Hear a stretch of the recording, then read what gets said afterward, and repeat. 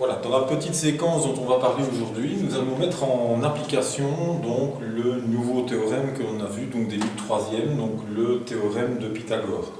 Donc l'application est celle-ci, on est dans un triangle rectangle dont on connaît deux mesures, ici donc la mesure 13, la mesure 9, et où le but de l'exercice est de retrouver quelle est la troisième longueur du triangle rectangle qui, tant qu'elle est inconnue, porte donc la lettre X ici pour le moment. Petit rappel donc de la formule, la propriété du théorème, dans tout triangle rectangle, le carré de la longueur de l'hypoténuse, donc symbolisé par C au carré dans la formule, est égal à la somme des carrés des deux autres longueurs des côtés du triangle. Donc dans tout exercice, il faut bien évidemment repérer si la longueur qu'on nous demande de trouver est l'hypoténuse, donc le grand côté, ou si elle est un des petits côtés de l'angle droit. Ici, on voit bien que la longueur x,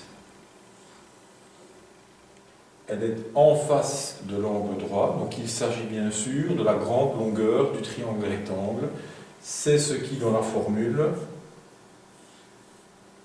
prend la lettre C. Donc on met en application la formule, C carré est égal à carré plus B carré, la longueur que nous cherchons, donc la longueur x, au carré, est donc égale, puisque nous sommes dans un triangle rectangle, à la somme des carrés des deux autres longueurs. Donc 13 au carré plus 9 au carré. 13 au carré, 169, plus 9 au carré, donc plus 81. Nous arrivons donc à l'égalité suivante, x au carré est égal au résultat de 169 plus 81, ce qui donne 250. Alors là, attention, bien évidemment, l'exercice n'est pas encore tout à fait fini.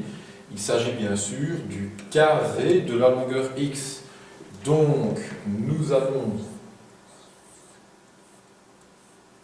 dans une dernière étape du calcul, prendre la racine carrée donc de x carré pour passer à x, et donc, dans le membre de droite, racine carrée de 250.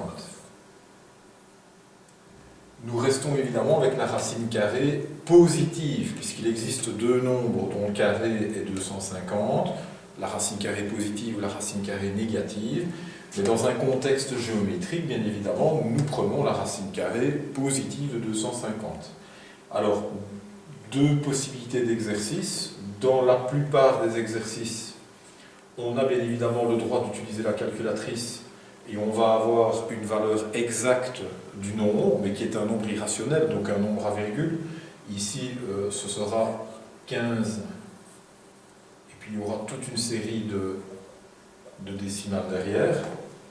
Là, de nouveau, on fait la calculatrice, il suffit d'appuyer sur la touche Shift et X carré pour avoir le menu des racines carrées.